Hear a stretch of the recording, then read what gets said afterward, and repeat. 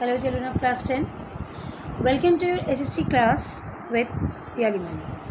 Okay, so today our topic of discussion is Political Science Lesson 1, Belgium, regarding two countries, Belgium and Sri Lanka, and the chapter's name is Power Sharing. Now, what is power sharing? First we need to know what is power. Power means capacity, or you can also say some specific control or some specific hold on some subjects or some ground which needs to keep something under your control or keep something within a limitation. Now, power sharing means when you are sharing your power, or when you are sharing a specific power within some it can be some organs, it can be some people, it can be some deliberate places. That depends upon actually what you are going to share. So this chapter is mainly based on power sharing, the way of controlling people in a country. Now, one thing we should keep in mind, that when we are going to control something or keep something within our what should you say, within our jurisdiction, you can say within our knowledge, then you need to be forward, or you need to go forward in some specific ways and gestures. Some criterias or some styles should be followed by you. Then only a total situation will be under your control. So similarly, this is a chapter which is based on two different countries. One is Belgium and the other is Sri Lanka. Their style of living, their style of controlling, their style of leading their life, you can say. So let's see how these two countries are controlled, and what are the criterias, or what were the steps which were taken to keep these two countries within their limitations and maintain a good systematic administration over there. Belgium is a very small country in Europe, smaller than the state of Haryana. It has borders with France, Netherlands, Germany and Luxembourg. It has a population of little over 1 crore, about half the population of Haryana. The ethnic composition of this small country is very complicated. Of the country's total population, 59% lives in Flemish region, who are speaking Dutch, and remaining people are speaking German. So in Belgium we can see that people are using two types of languages. One, French, a Dutch, and the other are speaking French. So Dutch speaking people and French speaking people we are getting in Belgium. Now, normally what happens in one area, as we have seen in India, there are so many cultures are there. They are grooming up in one country with one identity, that we all are Indians. But complications do arise, and when there are huge number of people, then misunderstandings, complications, problems, hurdles, these are very common, you can say, spices which are mixed up with the food, you can say. Now, what is the food? Here the food is Belgium, and what are the spices? The spices are French and Dutch speaking people, you can say. So minority French speaking community was relatively very rich and powerful. So now those people who are speaking French, they belong to a aristocratic family because they are having enormous amount of money with them. They are rich.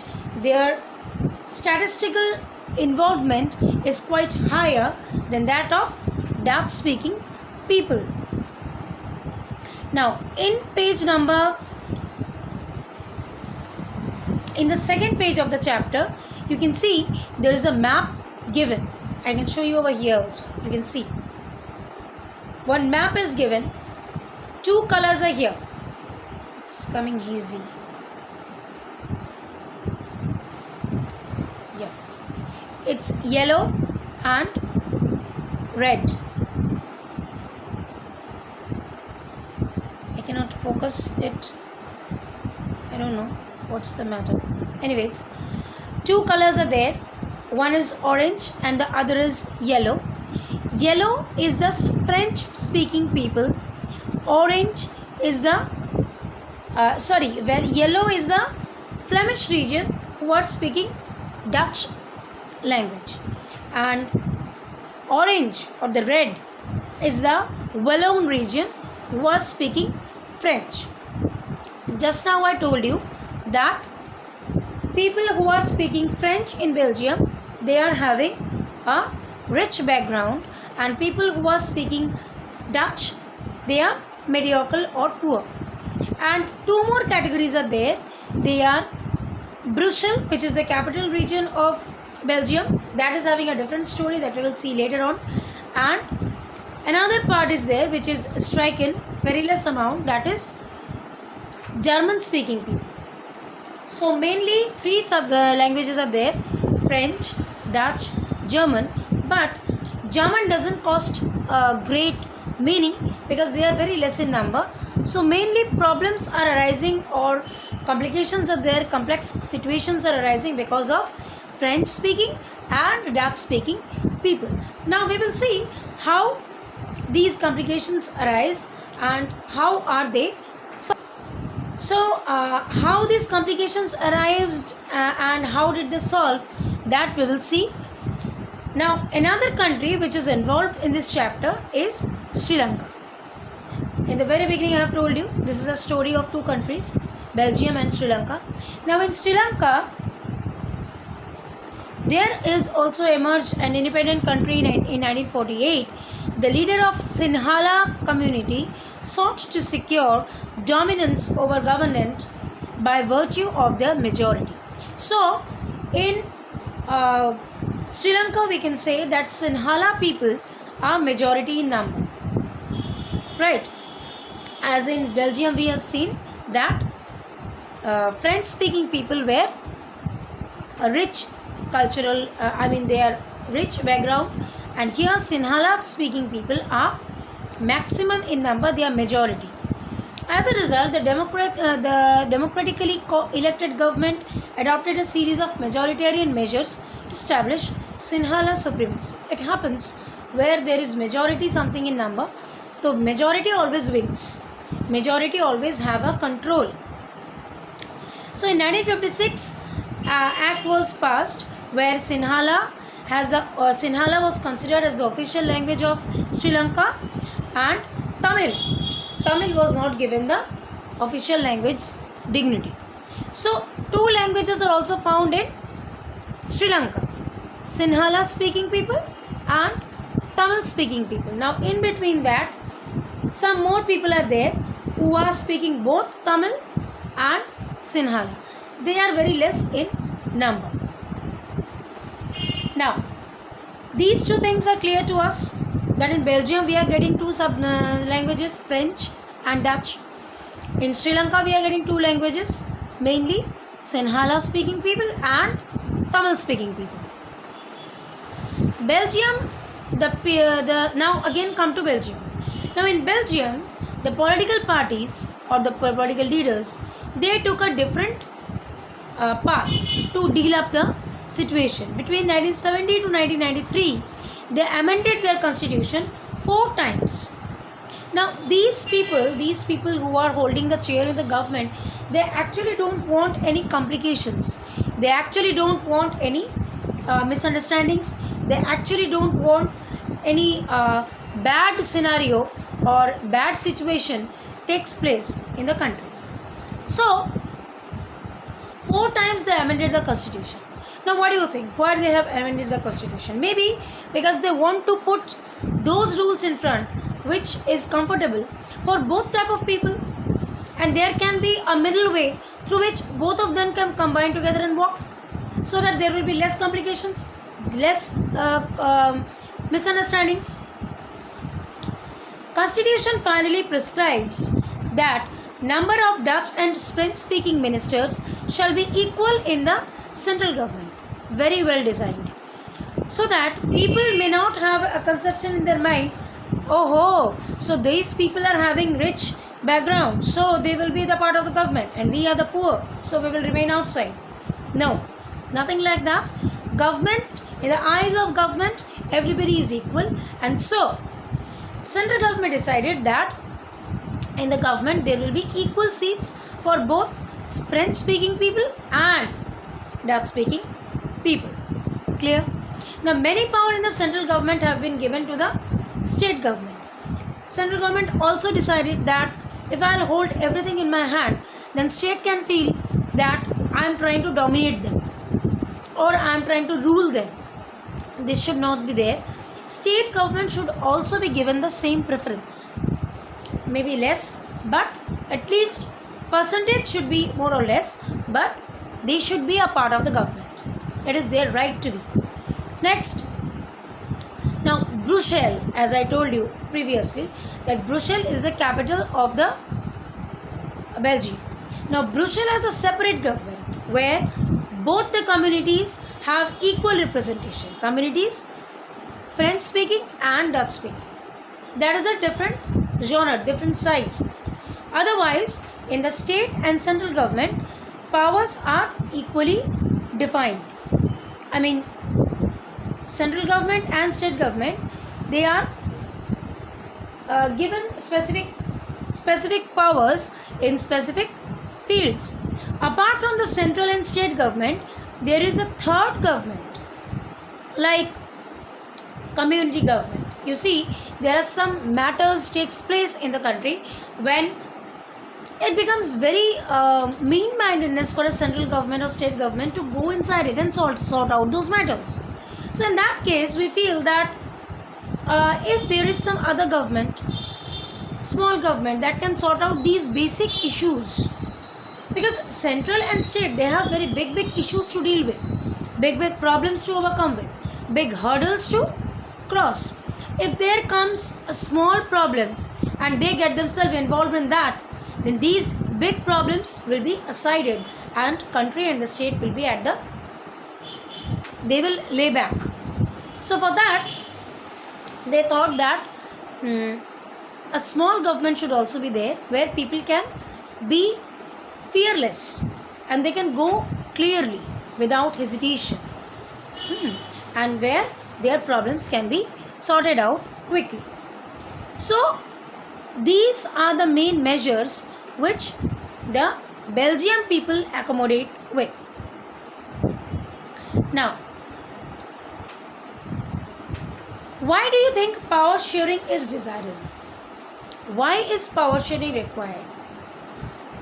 Listen, just take an example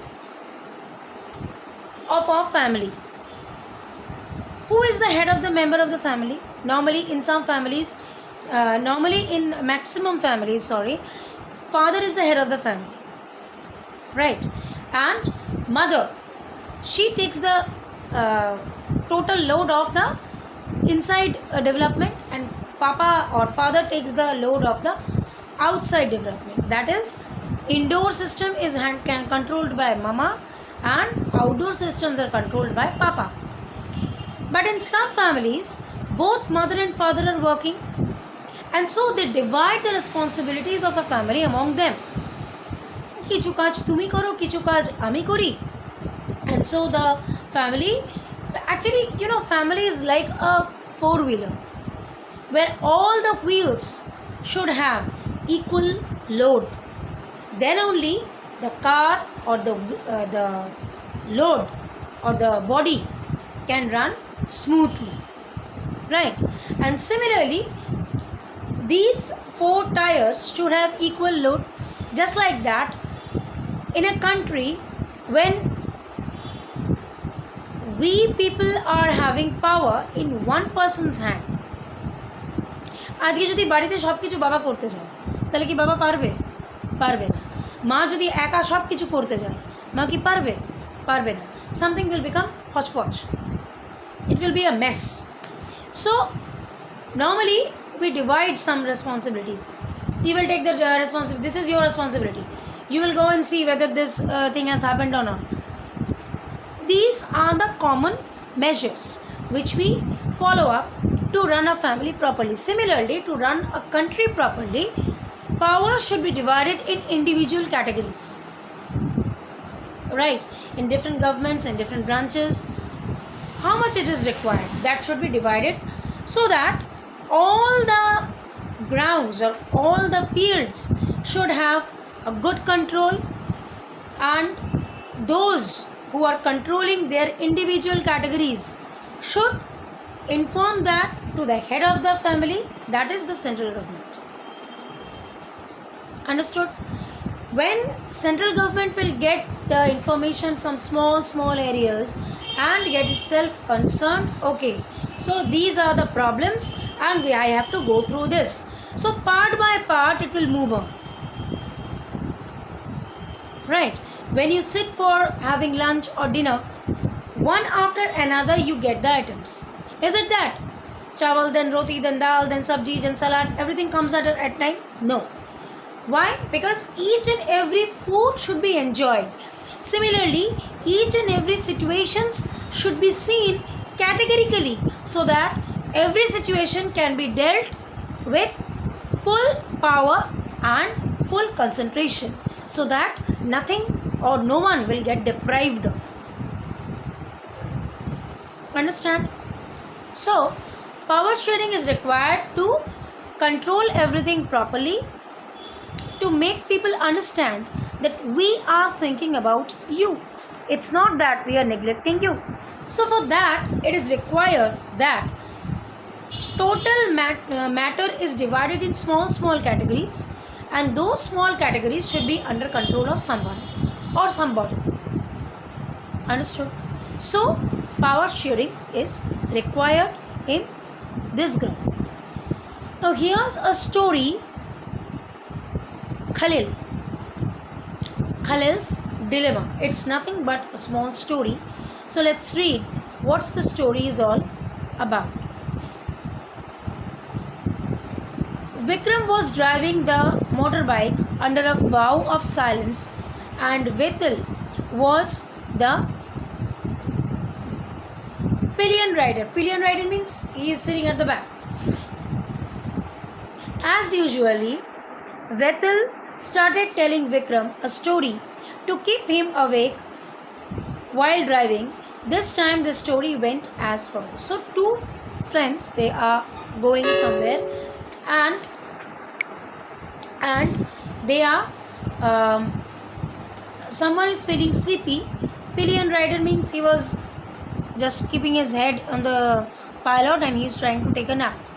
And so suddenly the person who was driving, he started telling a story just to keep his friend awake. In the city of Beirut, there lived a man called Khalil. Khalil is the person's name.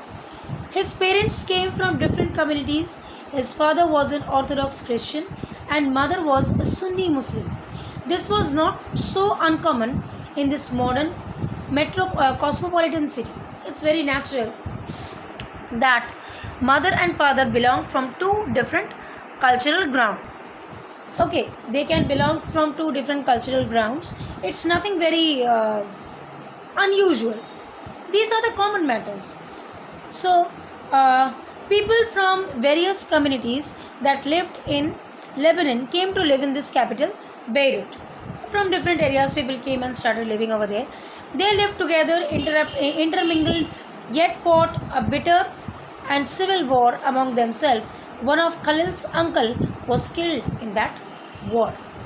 As because different people were coming from different areas and they were living over there, so they had a small war-like thing in them. And there in this war, Khalil's uncle died, unfortunately. At the end of the civil war, Lebanon's leaders came together and agreed to some basic rules for power sharing among different communities. As per these rules, the country's president must belong to the minority sect of Catholic Christians. The Prime Minister must be from Sunni Muslim community.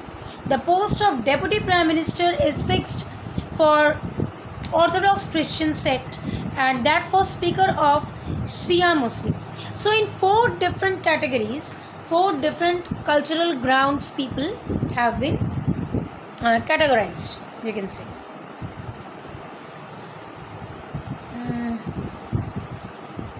Under this pact, the Christians agreed not to seek French protection and the Muslims agreed not to seek unification with the neighboring state of Syria.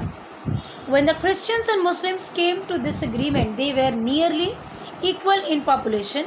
Both sides have continued to respect these agreements. Now the Muslims are in clear majority. So what happened? Christians said, okay, we don't require the help of the French people, and Muslims said that also we don't require the help of our neighboring state Syria, and they were all agreed. Khalil does not like this system one bit. He is a popular man with political ambition, but under the present system, the top position is out of his reach. He does not practice either his father's or his mother's religion and does not wish to be known by either. So Khalil has a very clear gesture. His gesture was he doesn't belong to the Christian community and neither he was agreed in the Muslim community. He was not ready either to accept his father's religion or to accept his mother's religion.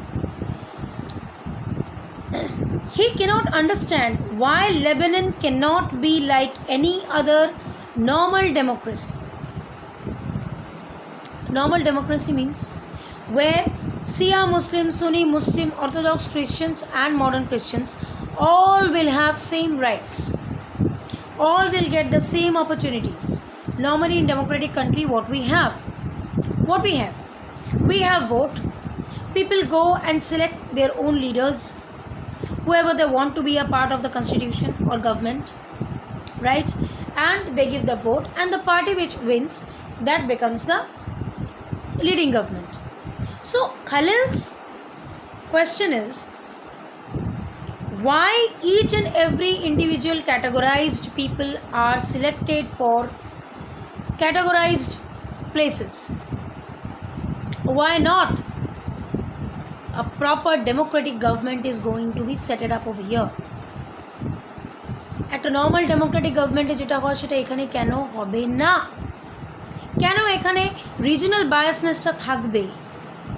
Why people will be selected on the basis of their religion? What is the reason behind it? He also says, just hold an election, allow everyone to contest.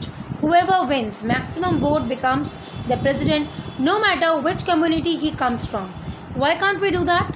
Like in other democracies of the world, his elders who have seen the bloodshed of the civil war tell him that present system is the guarantee for peace.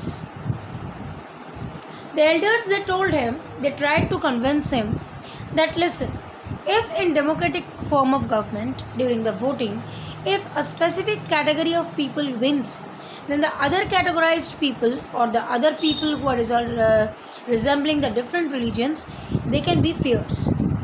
But here all people belonging to different religion communities are selected. Maybe one prime minister, then the other is president, one is vice president, then the other is in some other category, deputy chairman. That means what? All the religions are given equal majority. The story was not finished, but they had reached the TV tower where they stopped. Now, the person who was driving the bike had a question to the person who was sleeping. What is, according to you, the result, or the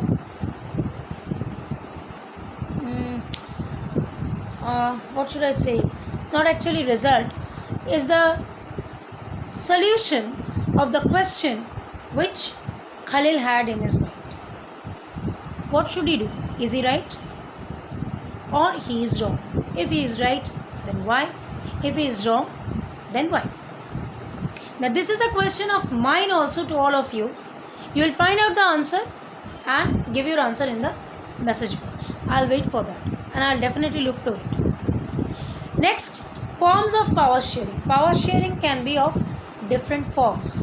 We are going to learn that in modern democracy, how many types of power sharing can be done, or they are being mainly processed in some cases. First point is, among the different organs of the government, you all know pretty well there are three main organs of the government: legislature, executive and judiciary. Power sharing can be among the government at different levels also, right? State level, community level, then your district level. Okay, that can be a part of power sharing. Power sharing, in third point, power sharing can be done among different social groups so that there will not be any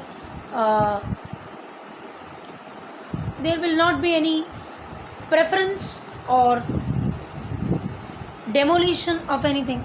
People may not feel that this party is given importance and this party is not. All were given equal importance. So social groups, if we do the power sharing in social groups, that can also be a good part.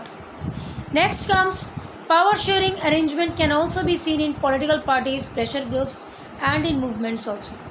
When you are doing a movement, when you are protesting, when you are doing something, then political parties should also be given similarly powers. Some parties, when they are getting more power, some parties less. No. Powers should be equally distributed in each and every parties. All the parties should have same powers, should have same policies, should be given same preferences. Understand? Here ends your lesson and then comes your exercise part. Now I hope you all must have understood what is power sharing, why power sharing is required, and how Belgium accommodated very technically, intelligently in their people, among their people, so that there will not be any misunderstandings. Understand? Please go through the lesson very minutely, and if you have any doubts, ping me in my personal WhatsApp number, and we will be very soon once again together with our next lesson of political science or history or geography or economics. Till then, stay healthy, stay fit. Thank you. Bye-bye.